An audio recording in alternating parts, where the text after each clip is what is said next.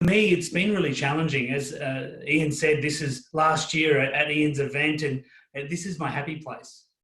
This is what I really love doing, is sharing my ideas and thoughts on stage in front of large audiences. It's a passion of mine, and luckily it's also my work. But as you can probably imagine, these conferences aren't happening at the moment. And so this is a really challenging time for people all around the world as to who we're going to be when our normal world has changed. And so before we get into the cost-cutting ideas, I just want to check in on who you're going to be. And when we look at this model, have, do, be, it's important to remember that order matters. Sometimes when we're feeling a bit helpless, we sort of think of it this way, right? We go, I've got to have all the things. When I have that great job, then I'll be able to do the things I want to do, and then I'll be happy and successful. And we're waiting until we get to that time. The other thing I'm seeing at the moment is a lot of people who are becoming the fighter, right? I've got to pivot, and do. I'm just going to be frantic and do lots of stuff, and hopefully I'll have some opportunities and then I'll be successful. But what I want to invite you to do today is change it all around. Be a leader. And start with who are you going to be? How are you going to show up? What's going to be your attitude? Because your attitude shapes your actions, and your actions will change the world. So just take a moment and reflect. How are you going to show up for this next 40 minutes we've got together, or indeed for the rest of this week? How are you going to show up? What's your state going to be? And be intentional. Ian, what's yours going to be? What's your one word that you're going to bring into this next 40 minutes or so with us? Try and be positive. Positive. Fantastic. And I'll encourage you to write that word down, share it in the chat box, and let's see what other people are going to be. But more importantly, I want you to use this as a word to anchor yourself. How are you going to show up? Who are you going to be?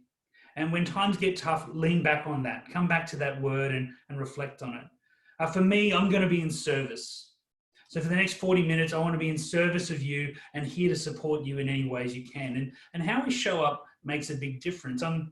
In this sort of time of craziness, I'm seeing a few different attitudes pop up. I'm seeing the attitude of the echidna. You know, when times are tough, we curl up into a ball and try and protect ourselves. And I'm seeing some leaders who are doing that at the moment. And the problem is, when you curl up into that ball, everyone else just experiences your sharp barbs, don't they? And when you will unravel at some point, there won't be anyone there. The other attitude we've seen is that of the emu, and the ostrich puts its head in the sand, but pretending nothing's wrong. And a lot of that's faded by now. We all know that things are wrong. What I'm seeing now is the emus running around crazily, getting their feathers plucked because they didn't take the actions that they needed to. And so what I want us to do instead is think about, how can we be the shepherd? How can we be leaders at this point who gather our flock, who find those who need our support and help steer them in the right direction, help them through this time to safety? And this is not easy, right? It's just challenging because it's not easy for any of us to know what's going to happen, to feel safe and certain. But we need to remember that courage is not the absence of fear. Courage is action in the face of fear. And the shepherds here, as leaders, we need to be courageous. We need to step up. We can be vulnerable, but we need to support people and help them get through these changes. We're about to go into a period of extreme uncertainty and big choices. The choices and decisions you make in the next few weeks are really going to shape your organisation for the next few years. And we're going into a time where cost cutting is not going to be optional, it's going to be mandatory. We're all going to have to look at ways to do more with less. And it's often these times where people get really upset and sad and worried and terrified. And I'm here to tell you that there isn't an option to not do this. It's going to be incredibly difficult, but each of you as a leader needs to step forward and make these decisions. So what I'm going to unpack is 5 tips to help you go through this process of cutting costs without destroying your business in the process. Finding ways to reduce your costs without killing culture. The first step is really to set clear intentions. Be very clear about what your targets are. And for me, I ran a large cost reduction program for an organisation called ASB. So Simon, if you're in New Zealand, I'm sure you're aware of this organisation. My job when I was working for this company was to find them $130 million worth of cost savings. That was our target. And we were very clear.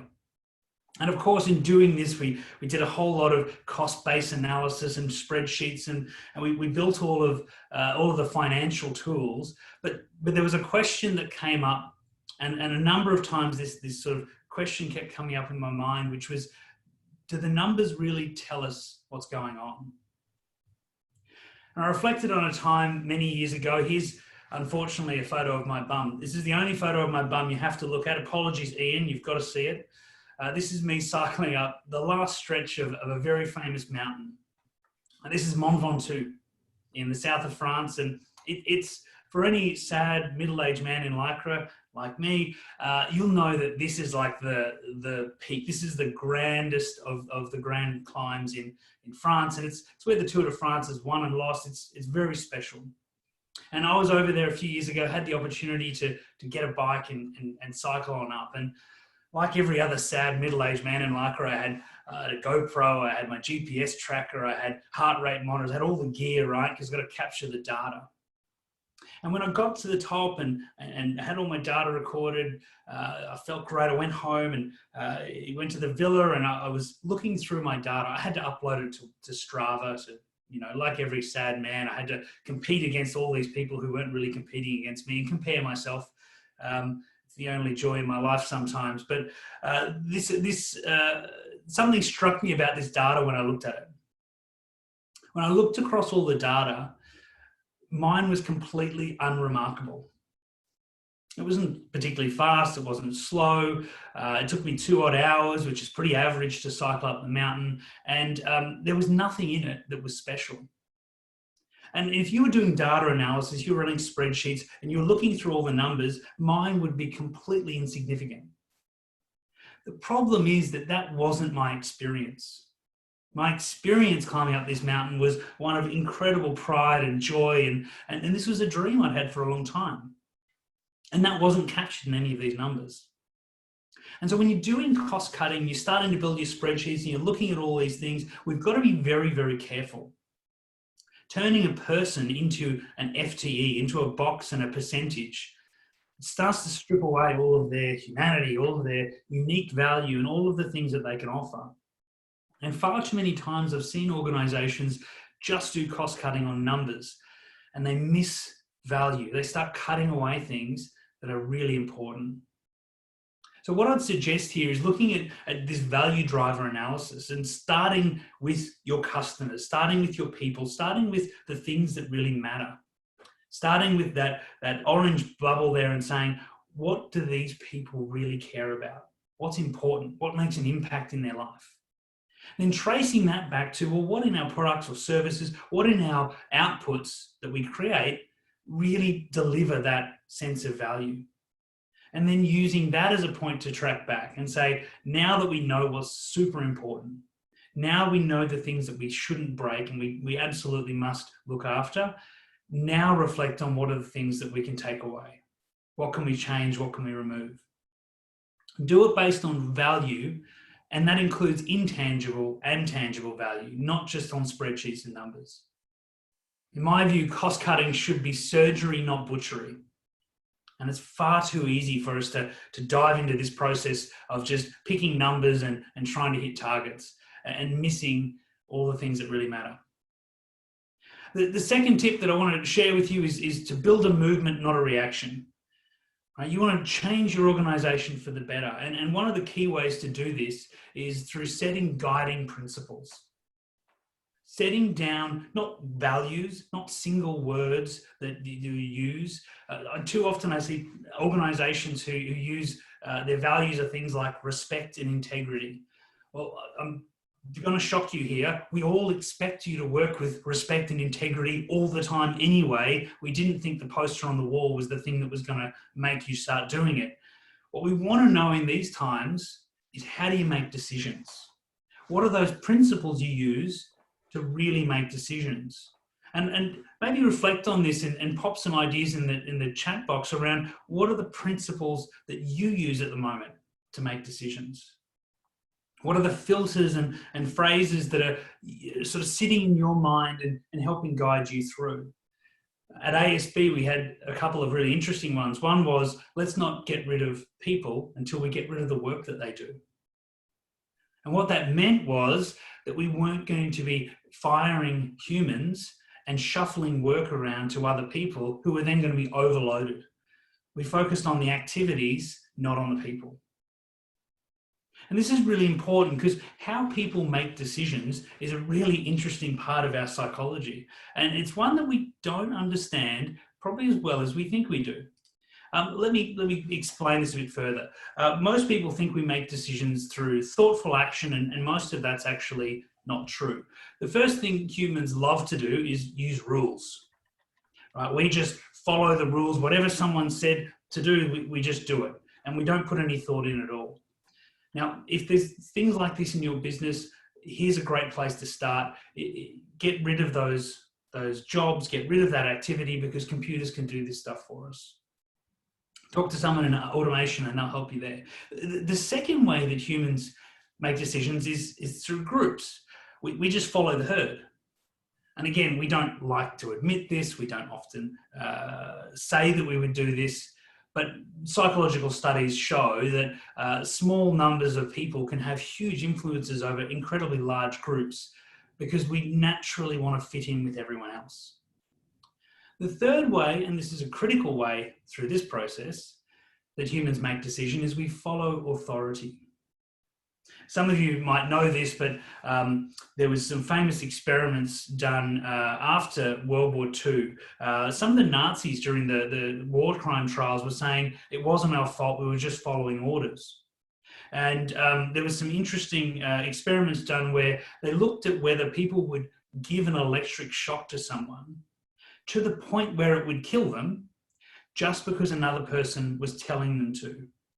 And when the person was in a lab coat and looked very professional, what they found was between 60 and 80% of people will administer a fatal electric shock to someone because they're told to by a person in authority. Now, if you're a business leader, and we're all leaders in these times, but if you're a leader who has authority and influence, what you say really matters. People will default to what you've told them and what you do. And so being able to understand this is critical in times like this. What are your guiding principles? Because at the end of the day, what we want to have is people making choices. People actually reflecting on what's going on and making simple, clear choices. And these guiding principles that we're going to develop and that you're going to sort of rely on through this period will be signals to your people on what we do and how we do what we do. Signals on what's important. Guiding principles remind us of what's right. Now, I'm having trouble seeing the chat box, so just give me 1 second. There we go, I can see it coming up. Wonderful. So what I'm really keen to understand here is, what are your guiding principles? What are the things that really matter for you? And what are the things you rely on to make decisions? There was a really interesting experiment that was done on decision-making and guiding principles. Dan Ariely from Duke University ran a study where they asked people to fill out a maths exam, then to self-mark the maths exam, and then they would pay people based on the number of answers they said they got right. Now, what they found was that everybody cheats. Now, I'm sure you wouldn't, Ian. You're not a cheater here, of course, but what they found was that people don't cheat a lot. Everyone just cheats a little bit. You know, Ian, you got 6 out of 10, so you said you got 7 or 8 because it means you get a couple of dollars. And what's the big deal? And they monitored this and they found that cheating was absolutely normal for so many people in this experiment. What they did was they started to put in a condition which stopped cheating. They asked people to write down as many of the 10 commandments as they could remember. I don't know how many you know, Ian, off the top of your head. God, it's 10:15 on a Thursday morning. I can't think of that many. No. And what they found was... I've seen the film with Charlton Heston, if that helps. we'll hold on to that then. Well, what they found was it actually didn't matter how many people could remember. What they found was almost no one could remember all of them, and it didn't matter if they were religious, non-religious, or what denomination they were. As soon as they were asked that question before they took the test, cheating stopped. Cheating went to zero. Now, it wasn't part of the test. They just asked them to do it before the test. At MIT, they asked the students to read out the MIT honor code before the test. What they found was cheating went to zero. And this is despite the fact that MIT doesn't even have an honor code. They just made it up. See, what they found was when you can remind people of their morality, of their ethics, of what's important before they take action, then they act in a way that preserves their sense of self-worth and their sense of moral obligation. Too often we sort of put posters on walls and we hope that people remember it, but what you need to do with your guiding principles is set these ideas on how we're going to do things around here, and then constantly be reminding people, be giving these messages to people often and frequently so they're constantly reminded of what the right thing to do is. Most bad behavior isn't a group of bad people doing terrible things. Unfortunately, most bad behavior is people getting wrapped up in just the way things are, the pressure, the stresses around us. So these guiding principles are critical to set your intentions on how we're going to cut culture here. Our third tip is to build a working group. Now, I'm a consultant, I do consulting, and I'm here to tell you, do not go and hire a consultant straight away to come in and cut costs in your business. That's not the thing to do. Most of the best ideas inside your business and most of the influence inside your business is already there in humans, in the wonderful staff you've got. So instead of getting these external people to come in and cut your business up, gather a group of trusted people in your business and make them the working group. Make them the team who are going to go through this process to cut costs. Empower them to take this action on. The second step of this is get them to ask everyone for their ideas. When we were at ASB, we had large town halls and we got everyone to give us ideas on how to cut costs, and it was amazing. We had over 580 different ideas on how to reduce costs, everything from massive things to tiny things, and we took them all in. Remember, we're building a movement. We want everyone to be part of this. And I'll give you the tip, there is a whole bunch of people in your business who just wish that we could change something. They're going to have frustrations. They're going to be disappointed in some of the decisions you make and where you spend money. Now, if you start firing them or their peers before you fix those other things, engagement is going to fall through the floor. What we want to do is get everyone involved and uncover all of those little things that really matter. And this working group then takes all of this information, takes all of these ideas and starts to look through them and find what's going to work and what's not going to work. And your role in this as a leader is to share responsibility, but own the accountability.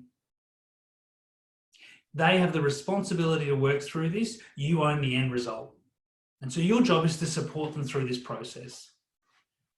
And this working group becomes the engine room for changing and transforming your organization. Step 4, implement quick wins. You know, too often we look for the big things, don't we? We look for the miraculous one shots that are going to transform our whole business and cost millions of dollars and take years to implement. And the problem with this is that your people still live with all the small stuff. It'd be like you're renovating your house, but you never sweep the floors. Right? You need to get rid of the small stuff because these quick wins create the culture of change that you really need. What we often do with clients is say, start to map out all of those big ideas and all of those different opportunities across a simple matrix. How much is it going to save? How easy is it going to be to do? And if you've got things that are easy to implement, just start doing them. Start cutting little things quickly because it starts to build momentum, right?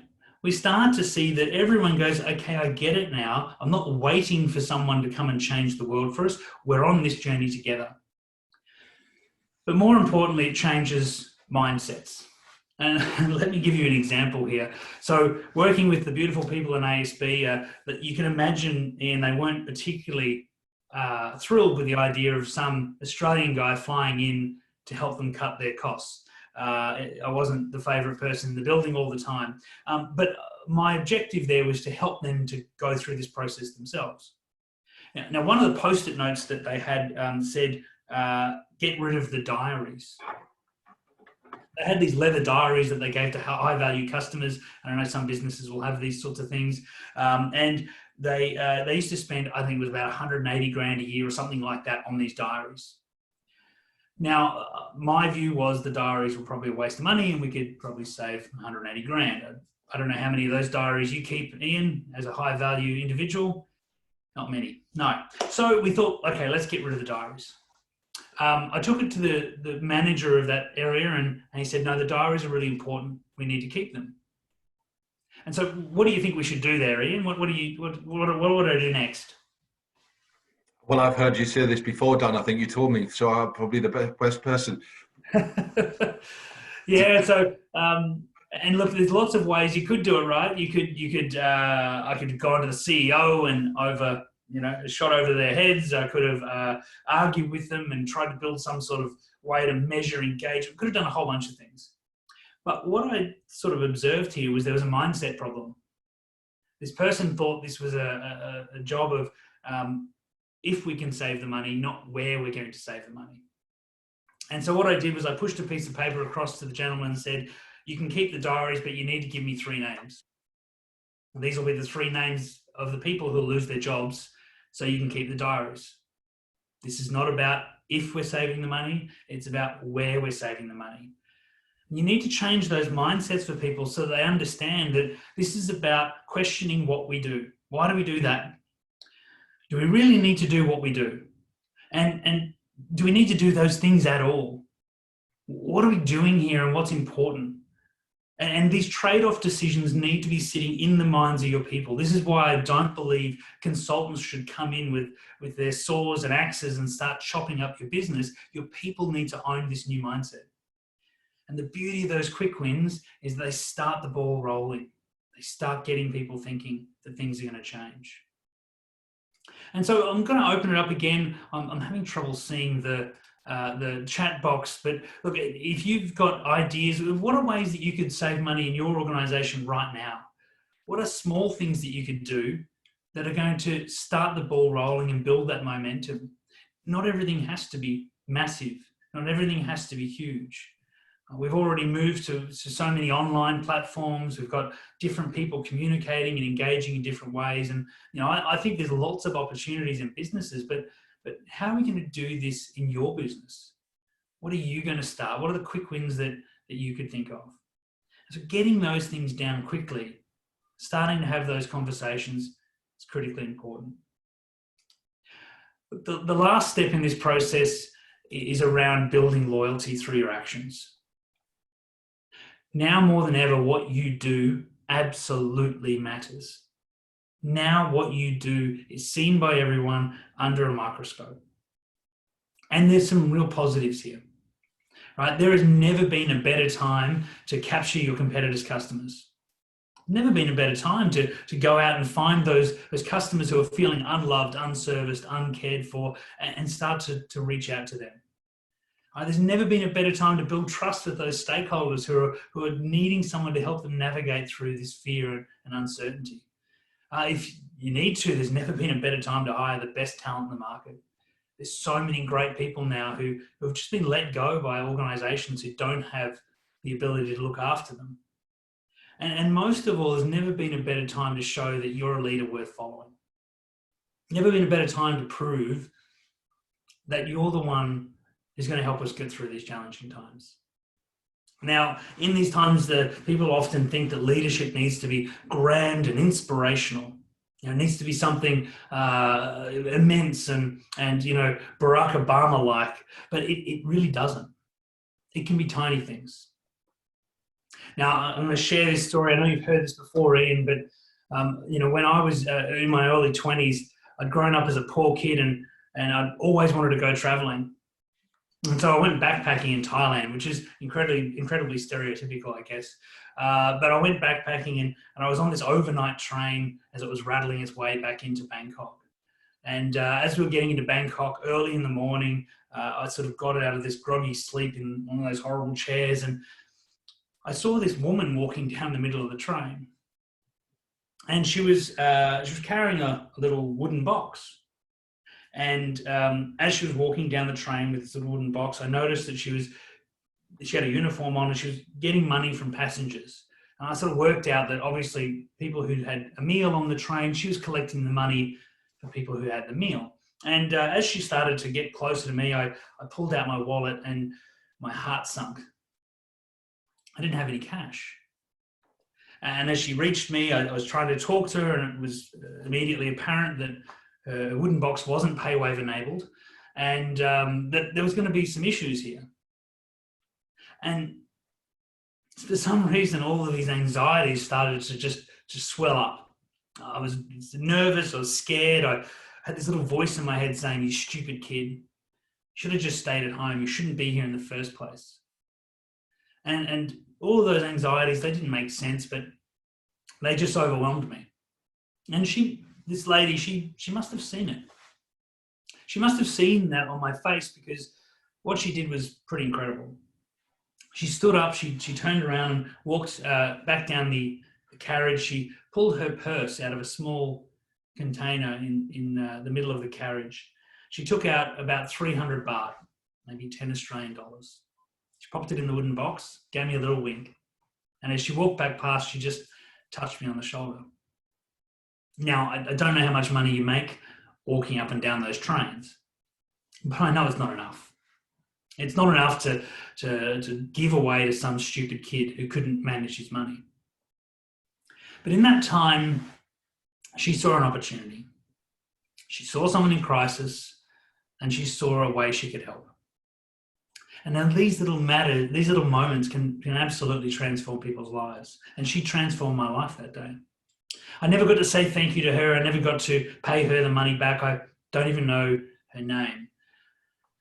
But many years later, I had the opportunity to travel back to Thailand. And as Ian said, we've done a few rides. I've done a number of these bike rides across Thailand, raising money for this beautiful charity, Hands Across the Water. I've been able to live in the orphanages and the homes there and spend time with these beautiful kids, raising hundreds of thousands of dollars in the process. And I do all of this, one, because I absolutely love it, but two, because that lady on the train inspired me. That lady's leadership at that moment transformed my life. And that has flowed on to transform the lives of many of these kids and support them through their journey. The actions you take in these times of crisis have a monstrous impact on people's lives. And your actions don't need to be massive. So my challenge to you here is, if you're a leader, we all need to be leaders now. If you're going to be the shepherd, if you're going to help people, don't think big, think small. What are the small things that I can do? What are those little windows of opportunity that I see? What are the challenges that I see people going through? What are the things that I can do and take away that might transform someone's life? And that impact you have right now may impact them for a very, very long time. As I said earlier, the decisions you make now, they're going to shape the next few years of your organization. The decisions you make now are so much more important than ever before. And being able to take this sort of a mindset through a cost reduction program, through one of those programs that no one likes to be a part of, but damn, we really need it right now. Let's not leave those programs to the ruthless butchers who will just hack away at our organizations. Instead, let's step up, let's be leaders. Let's take control and make sure we're inspiring people through this period. Let's not kill our culture while we're having to cut these costs. I want to pause now and open up for some questions. For some reason, the chat box hasn't been popping up on my screen, so I'm sorry about that, but I'm really keen now to open up for any questions. And Ian, do you have any questions or thoughts? I think the thoughts around what you just said there, Dan, was I think was very pertinent right now for me. Is think small rather than big, because I think if we think big, or if I think big right now, it can get a little bit overwhelming as to what the potential, what the potential looks like, or the future looks like. Yeah. So I think thinking small and keeping a bite-sized pieces to in your mind is very important right now. Yeah, look at it, and it's easy, right? It's easy for our brains to catastrophize. There's a lot of good research into certain mental health challenges that people have, and the way in which our brains can get into these sort of neural spirals of building on each other and repeating over and over again these feelings of anxiety. But doing little tiny things can help break that cycle. Building new routines, checking in more with our team, having more conversations, asking more questions, being more curious. These are things that we need now more than ever. Yeah. And just because they're tough doesn't mean we can't step up and do them. Courage is action in the face of fear. Absolutely. One of the comments was around, I think Rob said, when he thinks about what we're going to be doing going forward, will this help my team? Which I think is very useful. Absolutely, and will it help my team? Will it help the people I'm here to serve? I think one of the challenges that I've brought up with a few people at the moment is there's this sort of question of we need to do things to save our economy, and that means everything else needs to change so we can get back to the old way that used to service that economic growth. What I think we need to do is also go, how could that look different in the future? How might we need to change the way we service customers, the way we care about each other? And again, go back to that idea of value.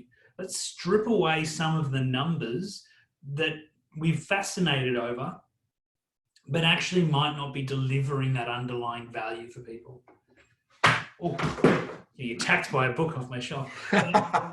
Getting back to this this process of what really matters in someone's life. What really is going to change the way they see the world? What's going to help them be the best version of themselves?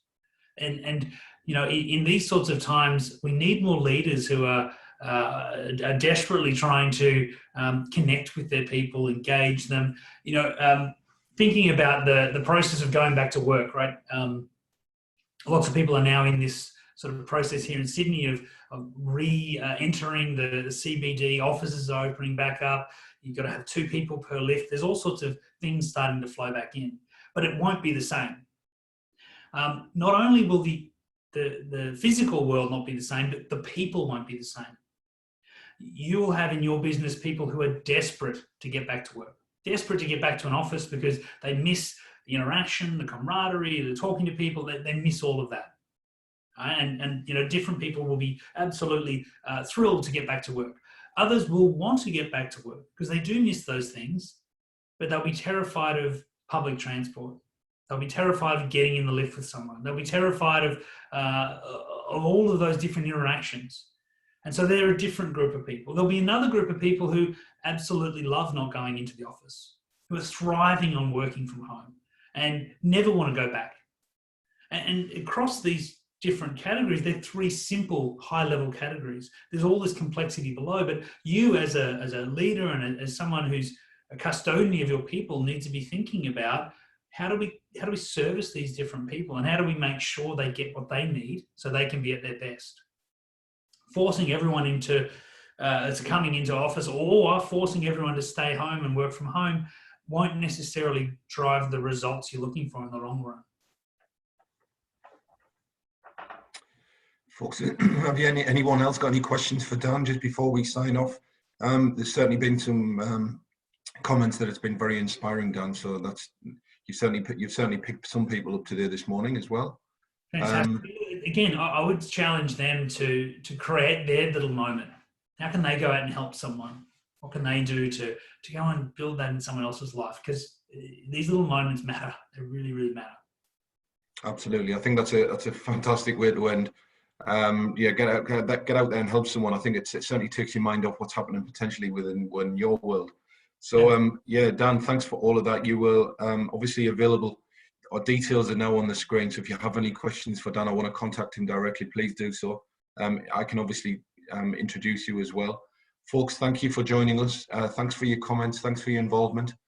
We have got a session tomorrow as well, which I think is going to be really, really good around how to get a safe workplace and to actually build in a safety into into your workplace. So please join us for that. And we will be in touch very soon. So have a wonderful day wherever you are in the world, and we will be in touch very, very soon. Dan, thanks again, mate. It was very good. We loved that. So thanks a lot. My pleasure. Ian, someone just asked a question there, but I'll happily reach out to that person. They can reach out directly and answer that. Perfect. Perfect. Thanks, folks.